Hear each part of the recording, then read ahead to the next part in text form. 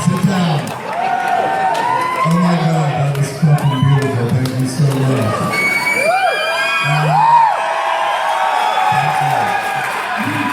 Boy, you guys are in for a disappointment.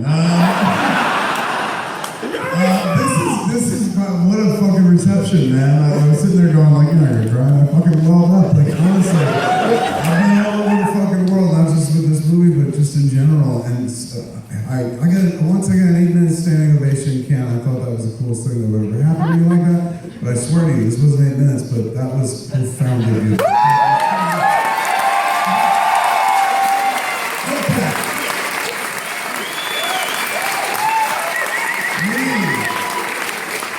So much to get to and stuff, but before we jump into it, I just wanted to share a few quick things with you. Jason Mewes, the guy who stands next to me in movies all the time. He wanted to come, couldn't be here and stuff. So he's got a baby now, he's got a little kid. So yeah, so he doesn't travel nearly as much, he fucking loves the kid and shit. It's so weird. He's pussy whipped by a child. I was texting with him before we came out, before I had to get picked up and stuff to come over. And this is the following text conversation I had with him. It ended like this. He goes, "Where are you at anyway?" I said, "I'm about to go on stage in Montreal." He goes, "Yeah? Game of Thrones, bitch."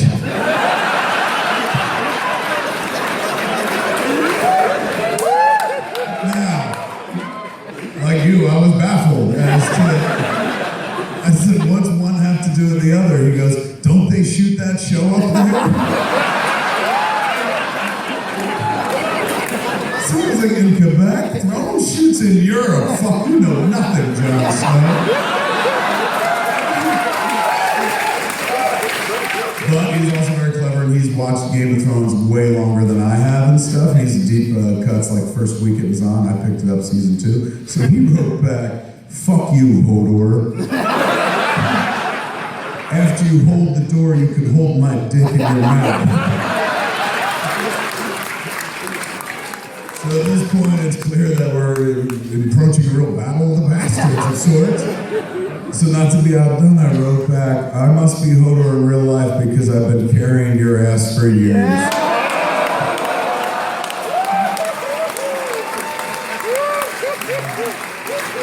It's an unfair fight because I am the writer of the two of us.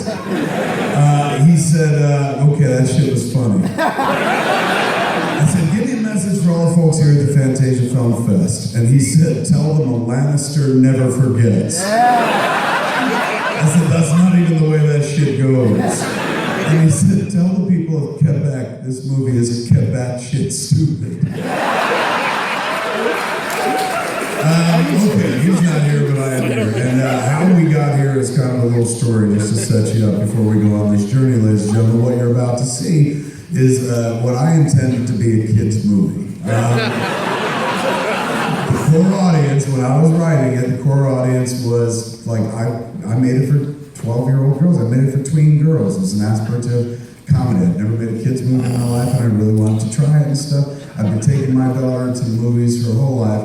And, you know, that's how my father raised me. He just take me to the movies and shit like that. We didn't do athletic things and whatnot. I was like, "You want to play ball?" I was like, "Fuck no, let's watch Raiders of the Lost Ark." And so it turned me into that person. He never said, "Hey, go fucking make movies and shit." He just loved movies. Like, he worked at a government job and hated it and shit, so movies were his escape. And so he used to take me with him because of his 3 kids, I was the one that loved movies the most. So when I had a kid, I started doing the same thing. I bring him to movies with me all the time and shit from the time where I was little. She was about 3 months old. I took her to see Fight Club. And, you know, she slept through it or whatever. She was a good seat companion. So I've been taking her to movies all life. One day, my wife said to me, she goes, "Kevin, it's adorable." I said, "What?" She goes, "Well, you take her to these movies that you love and you think she loves them too." I was like, "Of course I do. She loves them. They're awesome." She goes, "Kevin, you take her to see Iron Man and Batman and Superman and Spider-Man." She's like, "You sense a theme here?" I was like, "Yeah, they're all fucking tremendous." This is like, they're for dudes. Like, there's nothing in there for a girl, man. Where's Iron Woman? Where's Batwoman and shit? I was like, "Well, they got Pepper Potts." And they're like, "Oh, great, Iron Man has a girlfriend." what's for her? She's like, I was like, she always loves that shit. She goes, no, she loves you, and she likes to watch you watch those movies because they make you happy. But I felt bad because I'm like, shit, I drag her to shit that she just looks at and stares blankly at and goes, yeah, I guess it'd be cool if I was a boy or some such shit. And I felt bad, like, you know, I started being real choosier with the shit that I used to take her to at that point. And then I started looking for this movie, but this movie didn't exist. I wanted to take my kid to a movie that was like, hey, it's about girls and shit, but they're not fighting over boys, and they're not fucking singing and shit like that. They're just hanging out, and every once in a while they fucking beat to death 1 foot tall Canadian Nazis made of bratwurst. Yeah! Nazis. So I just wanted to make that flick, and the flick that I couldn't take her to see when she was little and stuff like that. Like that's, one day I gave up looking for that movie and shit. And I used to curse the darkness, and that's stupid because I'm a filmmaker and shit. You can't go, if you see a hole, you should fill it. And I know that sounds dirtier than I meant to. But like there was something missing, and it was like, not like the world was fucking aching for this movie, but like there was a movie I wanted to take my kid to see that I didn't exist. And instead of bitching about it not existing, one day I was just like, well, you used to fucking, you know, make movies for them. Why don't you fucking try doing it yourself? And that's what we're here to see tonight, ladies and gentlemen. Yoga Hosers, I used to tell people, is kind of like, this is the movie I wanted to see when I was a 12-year-old girl. Taken until I was a middle-aged man to be able to realize it and stuff like that. And you know, I describe it as a mixture of Clueless meets Gremlins, and I've said that, and people are like, fuck you, Gremlins is good. And so I changed it at one point to like, all right, it's like Clueless meets Critters instead. And then people, fuck you, Critters is good. And so lately I've been describing it as like, it's kind of like Clueless meets Ghoulies 3. It's way down the line. And now showing it here is kind of fucking thrilling because the movie has Quebec in it. Montreal is actually, there's a scene set in old Montreal. And you won't recognize it because we shot it in Los Angeles. It just felt like after years of people coming up here and shooting your country and being like, this is Los Angeles, this is New York. I stayed in America, I was like, fuck you, it's Winnipeg. On Hollywood Boulevard. So the movie has like, kind of like Tusk, you know, Tusk was a movie I made a few years ago based on this podcast that I've done. And basically, when the story was created, that happened in England. Like the story kind of come out of England. There was a guy in Brighton, England, who was offering a room to rent in his house for free. You could live in a mansion. You just had to stay in his bedroom, his workshop. The only things he asked was that for 2 hours a day, you dress up like a fucking walrus for the guy. And he would throw you fish and crabs, you try to eat it, and then you couldn't talk like a human for 2 hours, you just had to bark like a walrus and shit. 2,000 people applied for the room in Brighton, England. 2,000 people like, fuck it, worth it, you know? So we heard about it in the podcast about it and stuff like that. And then from that podcast, I had this idea to make a movie, because I was like, fuck, I want to see that movie, man. Like, it'd be amazing to see a movie about a guy who turns another guy into a fucking walrus. Like, how come nobody's made that movie yet? I made it and found out why.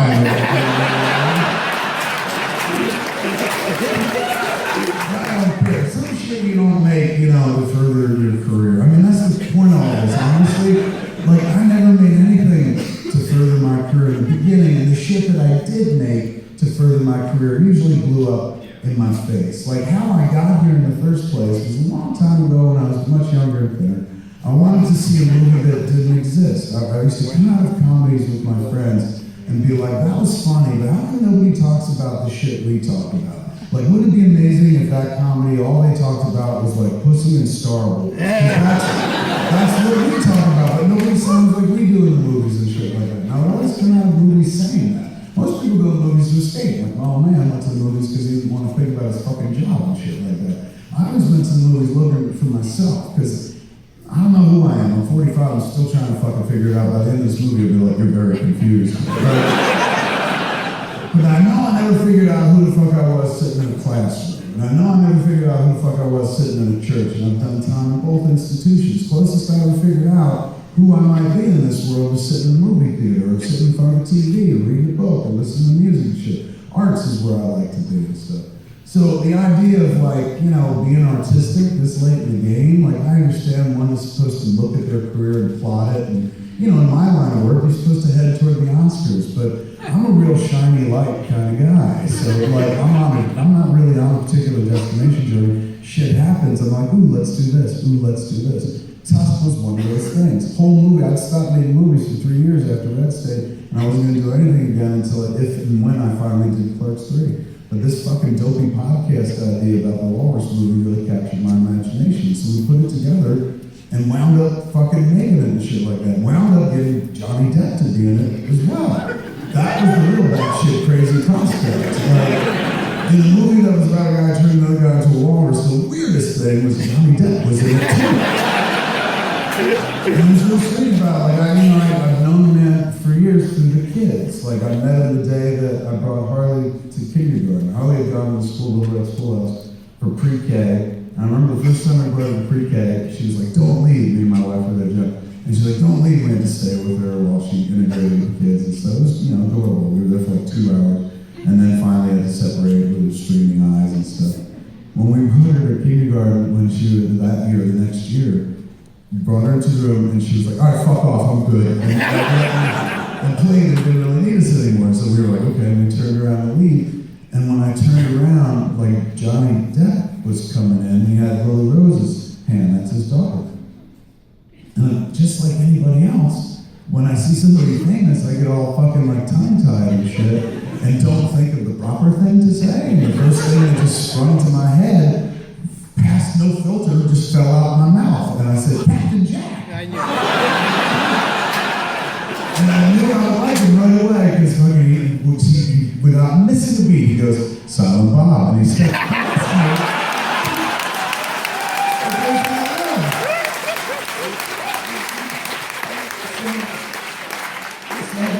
the kids were little, man. It's weird, like living in Los Angeles, like, wow, the world's most famous actor is crazy, one of the best actors on the planet.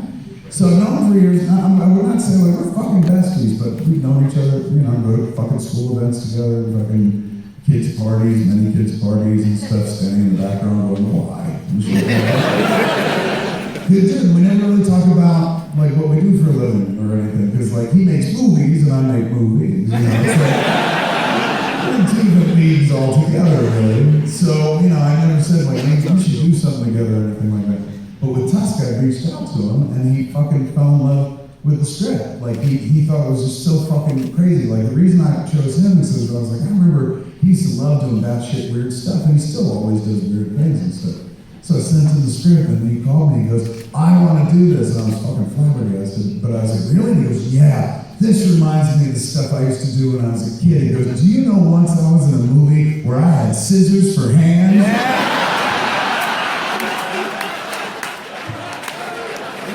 You're not right at all. I think I heard that one, So he said he wanted to put on plays like 2 days, man. And one of the reasons has everything to do with Montreal.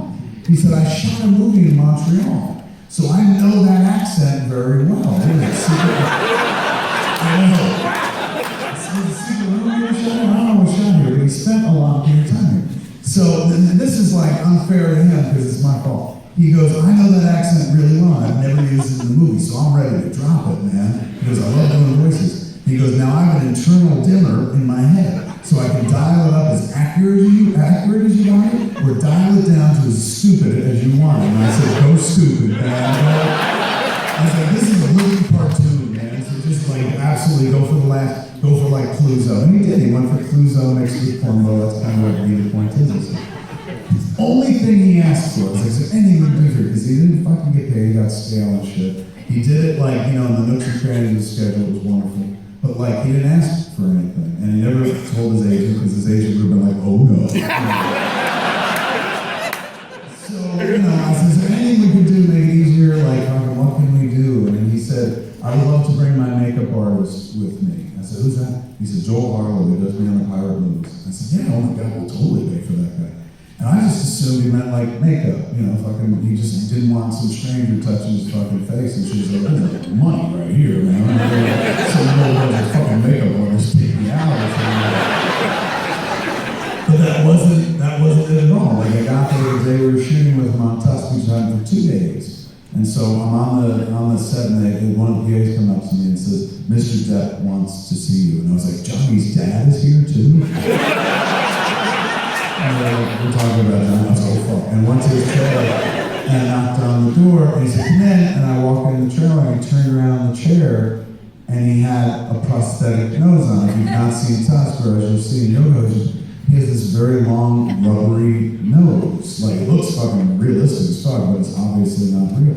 And that was what he meant when he said makeup artist. He meant prosthetics. And I was like, holy shit, look at you! I was like, that's what you meant by makeup? You meant like prosthetics? This is fucking crazy. And he's showing his nose off like cereal. He's going like this. He's like, what do you think? What do you think? And I was like, what do I think?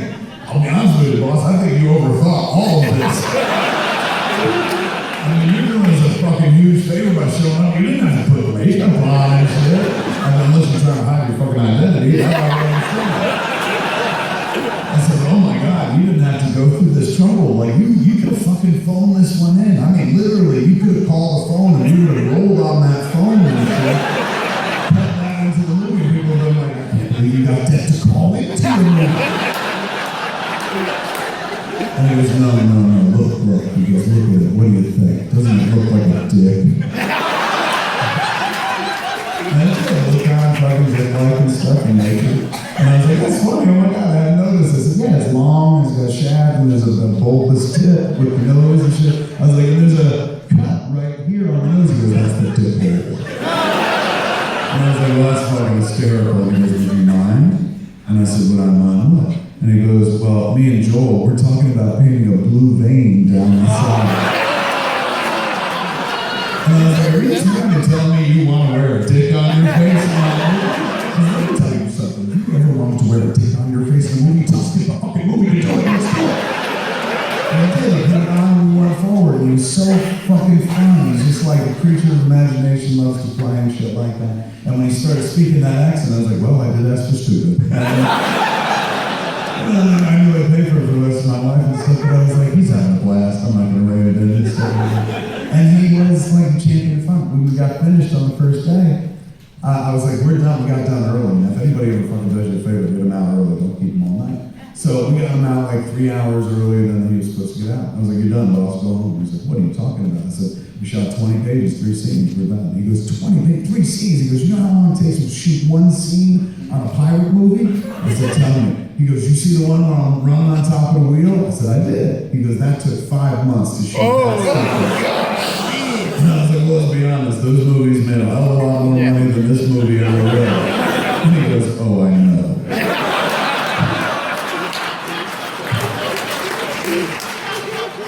And he liked it. He says, great movie. He's like, I can't wait to come back tomorrow. And the next day, he was going to be shooting one of the scenes Harley was in. I had written the scene, took place at the convenience store, so I was like, oh, I'm going to put the kid in that scene and stuff. It was long before I knew Johnny being in the movie, and then all of a sudden I was like, oh, she's cooler because she's known him her whole life. Her relationship with Johnny Depp much different than mine. I grew up watching him and stuff. I remember him beginning famous, breaking onto the scene. But, you know, that's Lily Rose's dad to her. You know, yeah, she realizes he's a world famous fucking movie star. But to her, Johnny Depp is the guy that makes the world's best pancakes, because that's who he was in her world when she was a kid. She'd stay with Lily Rose's, and then she'd come home and be like, Johnny Depp makes the greatest pancakes in the world. Why can't you make pancakes as good as Johnny Depp?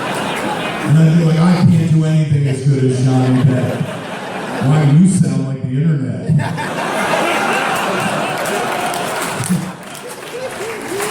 So I came home from Tusk, and the first person I saw was the kid.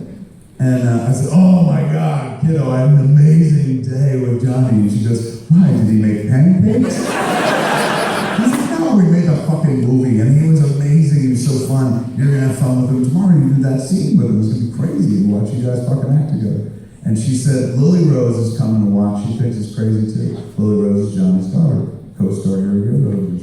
And, you know, I was like, really? She's coming to watch? She said, yeah. She said she's known her dad since she was born. She's known me since she was 5. But she never put those two together in a movie. Like, Harley's my friend, Dad makes movies. To watch that crossover, she thinks it's fucked up. She wants to see it happen. And I said, well, that's fucked up. And she goes, why? I said, you know, it's fun to watch people make movies. It's way more fun to just make movies yourself. Like, it's one thing for her to see you act, is way more fun if she was actually acting. Ask her if she wants to be in it. Like, she can stand next to you, we'll split your lines, and you guys both work at the fucking convenience store. It'll be adorable. We've been fucking friends since she was little, see you on the movie. It'll be fucking cool. And she's like, her parents don't go for that. Her parents don't put her in movies. They're not like you. They don't make their kids work. And I was like, well, ask her if she wants to do it. If she wants to do it, then I'll ask her parents. And she asked Lily Rose, that's fine, yeah, totally. So I hit up Vanessa first. Vanessa, Lily Rose's mom. I wrote her, I said, Lily Rose is coming to set tomorrow to watch Johnny and Harley act. Can I stick her in the scene? She can be there and said, ridiculous that she's just sitting there watching. And she said, if Johnny's into it, yeah, feel free. And so I wrote Johnny an email that night, and I was like, thanks for the fucking great day, dude. Like, oh my God, you were so much fun. As nice as it's been to know you all these years, it's a hoot to fucking be on a set with you. You're just a king of creativity. I don't know how else to say this except you are the anti-Bruce Willis.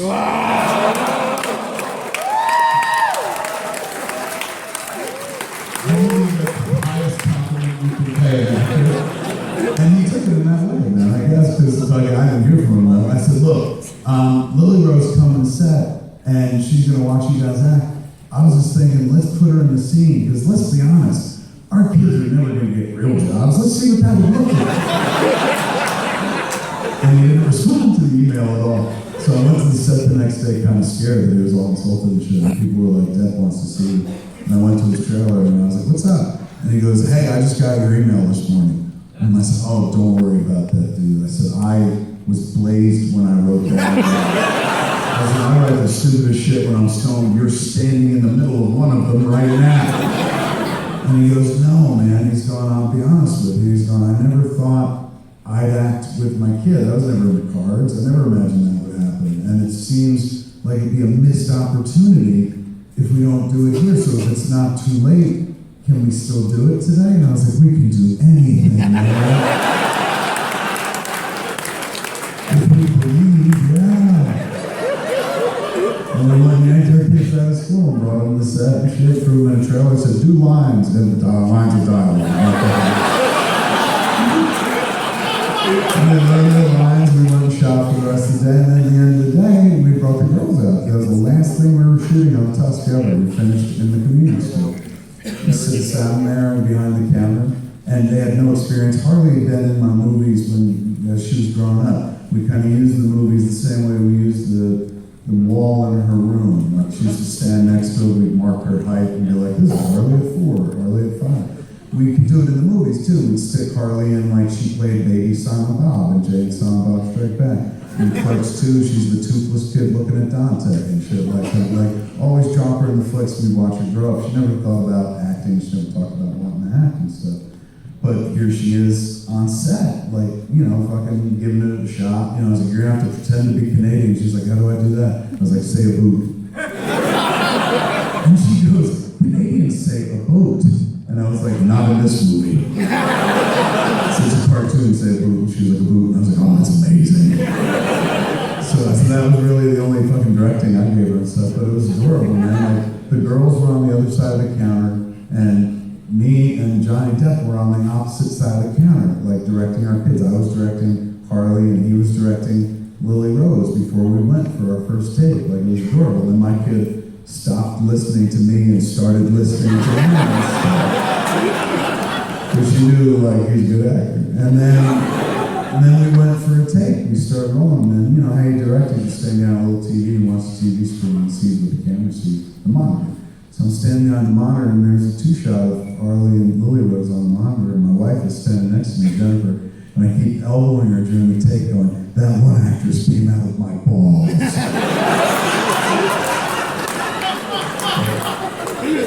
And we shot, and it was a great, fun afternoon. It was quick. It was only like an hour and change and stuff. But like, it was like summer camp with the kids. They learned film school like right there on the set. And you know, we were done. Before you knew it, it was over. I had a blast. It was like, I'd made movies for 20 years at that point, but like, I never thought, like, just like him, I never imagined I'd be on a set with a kid in this capacity and stuff, where she's talking, and there she is acting with a legitimate fucking actor and shit like that, other legitimate actors. I was like, this is fucking crazy. So at the end of it, that was a wrap. At the end of that scene, we were done with the movie. So they're like, that's a picture wrap. And everyone's like hugging the girls and everyone's hugging each other. Because when a movie ends, it's like camp. When camp ends, everyone's all emotional and shit. But I'm a pro. I've been doing it 2 decades. A pro knows how to say goodbye. So I was standing in the back of the room just watching everything, taking a little heart snapshot, head and heart snapshot. We've taken a bunch of pictures, mind you, with the cameras and shit like that, but there's a different story when you stand there and watch rap with a movie, man. It's just all these lives coming together, and in my case, to tell a story that I wanted to tell, so it's kind of beautiful. Just sitting there and taking it all in, going, fuck, man, this is amazing. Johnny Depp sidles up to me in the back of the room, and he goes, did you see those girls act in that scene? Did you see them? And I was like, that is kind of my job at this thing. I watch them all act, that's what I do. And he goes, those girls were natural. And I was like, they were crazy natural. I'll say that, man. That was crazy how natural they were. They sounded like they were 15-year-old girls, probably because they are. And I said, but they didn't, there was no hint of acting about it and stuff. And he goes, oh my God. He goes, if you and I had any brains, we'd retire from this business and live off these girls. And I was like, that's adorable. One of us could retire from this business because one of us owns an island.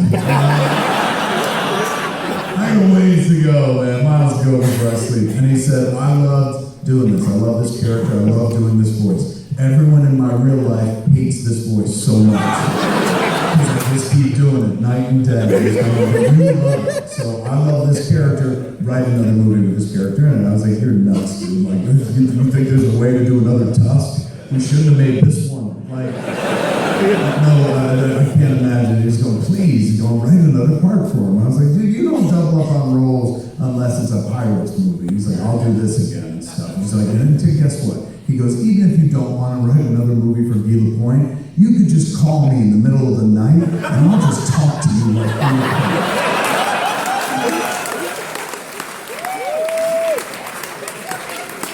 And that was it, and we were done with Tusk, and then I went home and cut the movie together, and I fell in love with the scene in the convenience store. Obviously, so much so I made a whole movie about the 2 girls. And I was fixated on that scene. I would show everybody the movie, and this is a movie that a guy, Justin Long, dressed in a rubber walrus costume, and Johnny Depp with a dick nose. And the first thing I showed people was like, look at these girls, isn't this fucking nuts? And my wife, at one point, Jennifer, God bless you, I showed it to her so many times, Jennifer goes, Kevin, I love one of the actresses in this movie so much. She came out of my body. If you show me the scene one more time, I'm fucking divorcing you. And I was like, why do I love it so much? Why can I watch this over and over again? Is it because Sarkieta fucking, or is it because they're wearing these fucking smocks and they kind of look like hockey jerseys? Or is it because like fucking they look down at their phones and look up and say shitty things and look back at their phones and that's all she does in real life anyway? Why do I love this scene so much? And Jennifer was like, Jesus, Kevin, you can't fucking see it. You're so close, you can't see it. She goes, it's 2 people standing behind a fucking convenience store counter. I was like, oh God, you're right.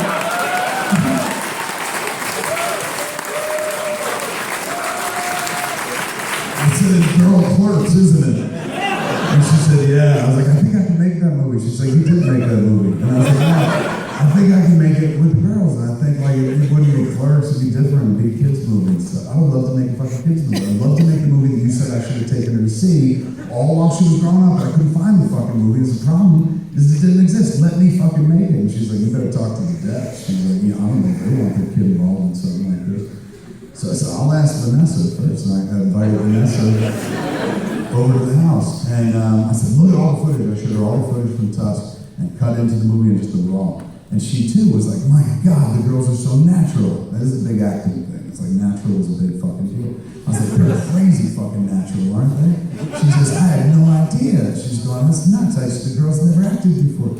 And I said, I love this scene so much that I've been thinking about writing a whole movie just about their characters. And Vanessa goes, oh, Kevin, you would never do that. And I was like, I already did. Here's this kid.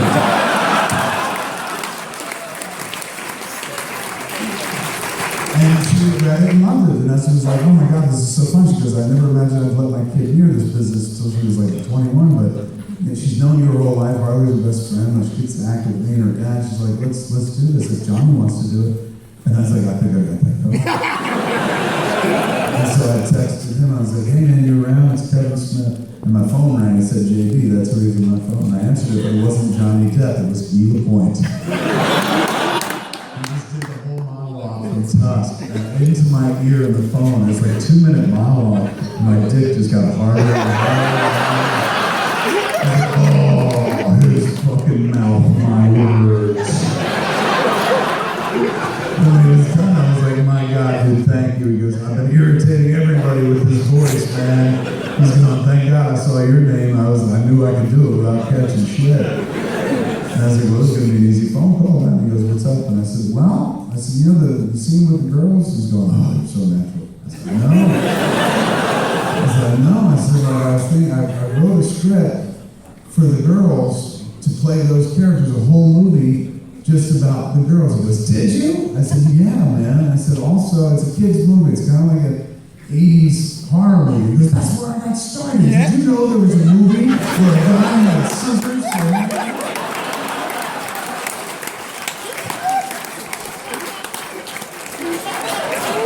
He goes, but I didn't play him. I goes, Freddy Krueger. Yes! So I said, it's kind of like that, but not as gruesome. It's like an 80s teen horror movie a little bit. I said, but the thing is, Guy Lapointe comes, and he goes, I'm in! And I was like, dude, you don't know what it's about. Don't commit yet. And he goes, Kevin, I said yes to the Walrus movie. How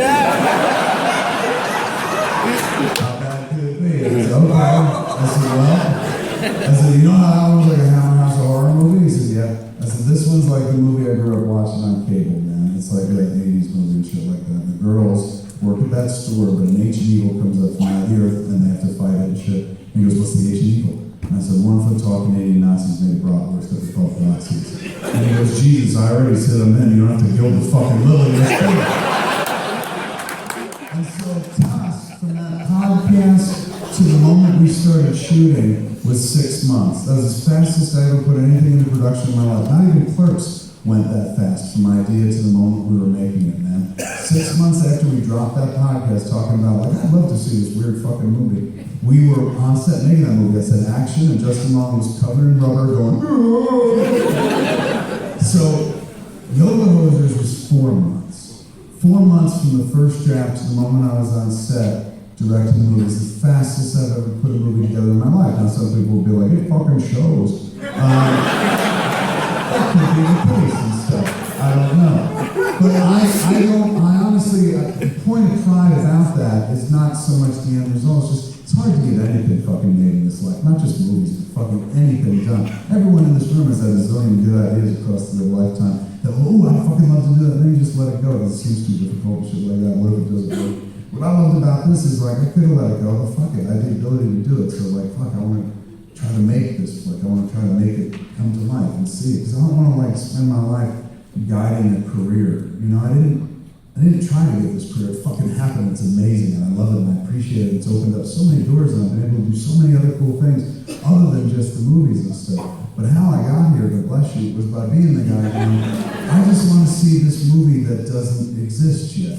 Like, that's what Clerks was. That's what Tusk was. And that's what Yoga Hosers is. Yoga Hosers is the movie I wanted to see, and it didn't exist until I fucking made it, man. And it wouldn't have existed without the kid who I took to all those movies. And it's so nice. I know we've been verified there, and I know I'm fucking lucky for it. It's so nice to be able to actually work with the kid. Not just like, oh, my kid inspired this movie, and then I went off and had fun with a bunch of strangers and left her at home. She actually got to come to play, and I would like to introduce you to you, ladies and gentlemen, my daughter, Harley Quinn.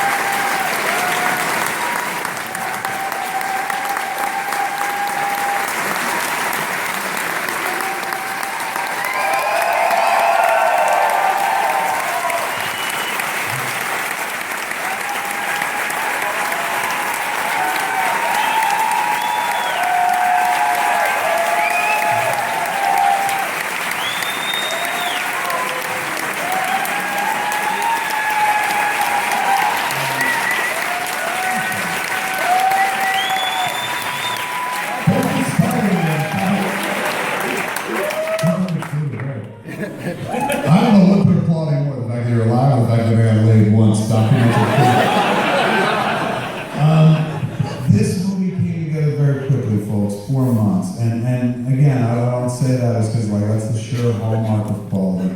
No, but it's a hallmark of passion. That's all you really need in this life to get many things done.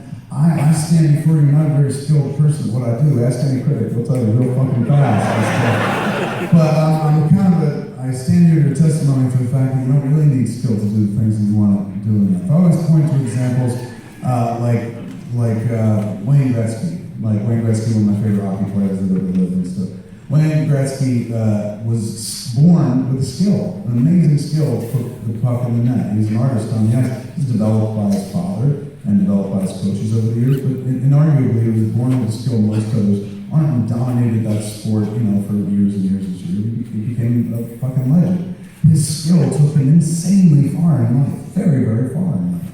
But then one day his body just stopped wanting to do what he wanted to do, because that's what happens, his body breaks down.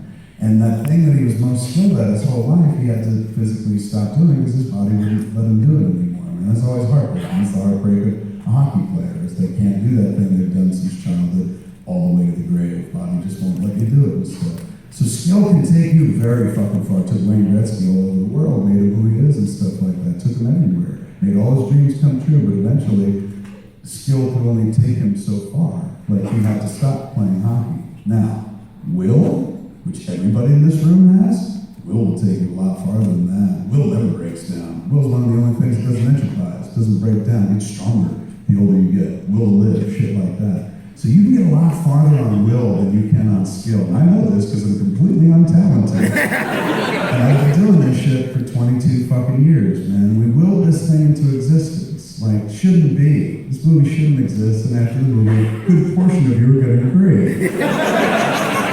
But it exists because of passionship, and it exists for one very obvious reason. Tusk came together without the help of anybody. It just kind of manifested, and then I started doing it.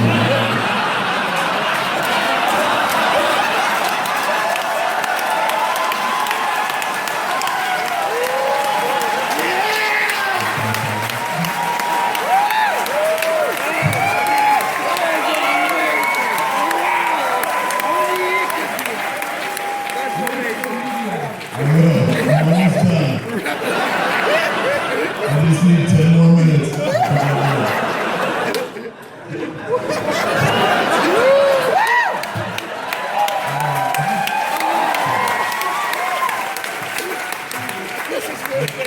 I tend to overcompensate. But I'll finish by saying this, man. Tusk came together within 6 months. Yoga Losers was 4 months. From the moment I finished the draft to the moment I was on set with this person who I love, making a piece of something. I don't know if I'll call it that, but making a piece of cinema that I absolutely dearly love. And I'm not stupid. That has nothing to do with talent or sheer will. That had a lot to do with the fact that I walked into the offices of the good folks at Starstream, the people that financed this movie. And I was just like, hi, I would like to make a movie for about $4 million about 2 little girls in a cartoony version of Canada, starring 2 kids who haven't really acted before. And to be honest with you, one of them is my own kid.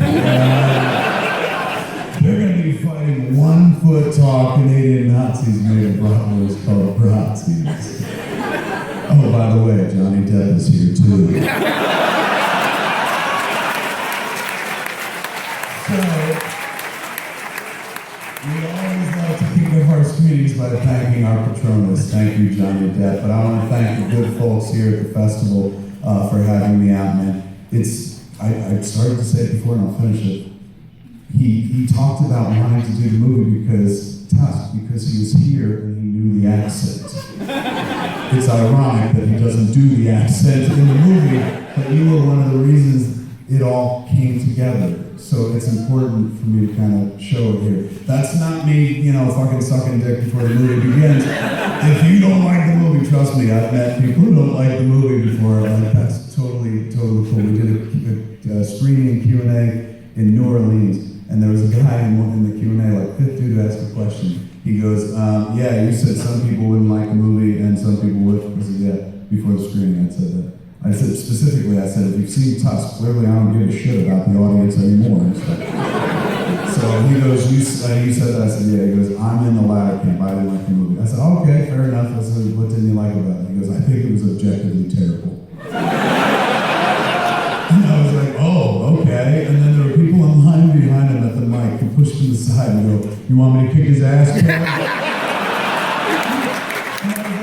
like, God, no, fuck no, no, not at all. Like, he's totally entitled to his opinion and shit like that. And I knew, you don't make a movie like this expecting everyone to love it and shit like that. And he paid to see this movie, let's be honest. He fucking overpaid to see this movie. So let's let him talk and stuff. And what else? And, you know, he fucking tore into the movie and shit like that. And he said, like, you never should have made the movie. And I said, well, that's why I gotta disagree with you. I said, clearly other people enjoy it and stuff like that. And, you know, I know you don't like it and stuff, but to be honest with you, there's some people that didn't like my first movie. I've been hearing this story my whole life. Like, some people, I had one person tell me that Clerks was the biggest piece of shit ever made in cinema. And that was a legit fucking film review. And the guy goes in the audience, he goes, bullshit, Clerks is a great movie.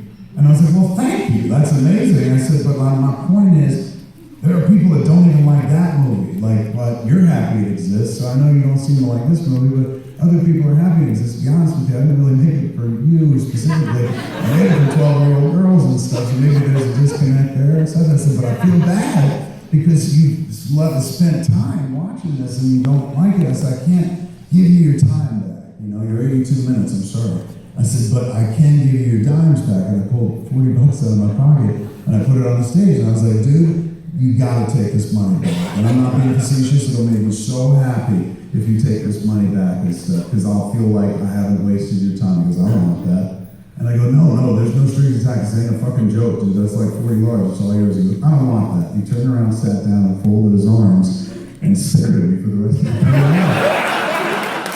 It was worth $40 to him to just fucking hate the movie as visually as he could with sounds and stuff. And I told him, I was like, dude, you played it all wrong. Like, you take the $40, because the story's even better. For the rest of your life, you're like, I told that fucking idiot his movie sucked, and I got his fucking money. Now, that's a long way of saying I don't offer refunds anymore. But that's a long way of saying, like, you know, you may not be your cup of tea. That's cool. We'll find out afterwards at the Q&A. But just know, the spirit with which it was made, man, was fun. This was a movie that I watched on cable over and over when I was a kid. And it's just infected with a fuck ton of Canada because I've been a Canada-phile since my parents first took me to Niagara Falls when I was 5, and then over here to Montreal to see the expo grounds with the big floor clock and stuff like that. And I really figured out later on in life, like I always thought that technically that was our first family vacation. My father had worked enough where they could take us someplace, and we just drove from Jersey up to here and stuff. But it was magical because, you know, my father was like, we're going to another country. And I was like, in a car? He said, yes. And I was like, chitty, chitty, bang, bang. Like, this I was going to fly somehow. We could drive to Canada, so it wasn't that big a deal and stuff. But up in Canada was a land of daredevils. First we went to like Niagara Falls, where people would hurl themselves to their doom in barrels and shit like that. And in a world when you're 5 and there's no cable TV or internet, that's really interesting and stuff. Then we went to Montreal, and it looked like Europe. Like, it looked like Europe looked in books, and I never thought I'd go to Europe. Thankfully, the movie crews take me around the world and stuff. But here, they spoke a different language. It was exotic. It was my first taste of something like fucking different, man. And I fell in love with the country very, very early on, and then SCTV developed it further, and Degrassi, and then Montreal and stuff like that. But I realized later in life, now that I'm older and stuff, and I've got a kid of my own, like, that trip for my parents wasn't about, like, let's introduce our kids to Canada. That was their anniversary trip. My parents had honeymooned in Niagara Falls and then went to Montreal when they first got married. So years later, they wanted to do essentially a victory lap, and they brought their kids with them. But the kids slept in the hotel with them because we didn't have a lot of money and shit. And my parents were not like, they're sweet, let's fuck. Like, they weren't intimate around us at all. So I realized, years later I put together, they put us on a helicopter ride over the falls at one point, half an hour long. And they didn't come with us, which I thought was so weird, because they were always holding our hands and by our sides at all times and shit. Relatively sure, we went up in the helicopter, and my old man fucked my mom in a bathroom nearby. And that was how they celebrated their anniversary trip.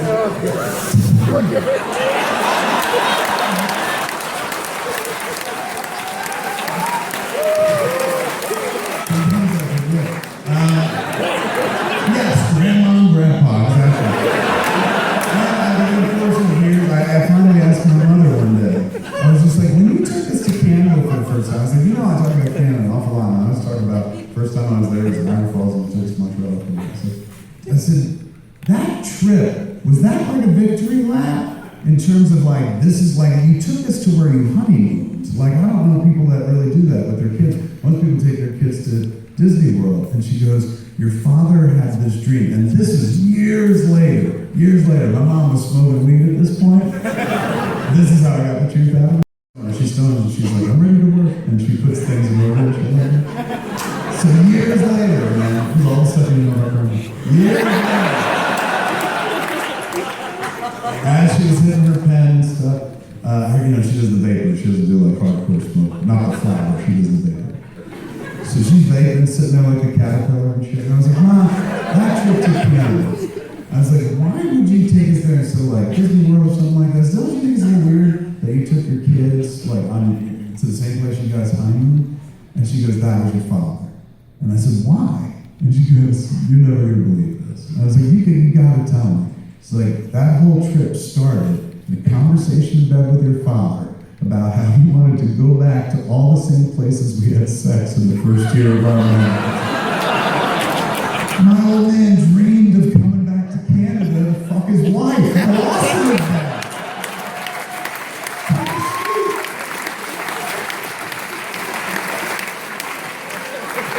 And that is your secret origin. All right, folks, we're ready to watch it.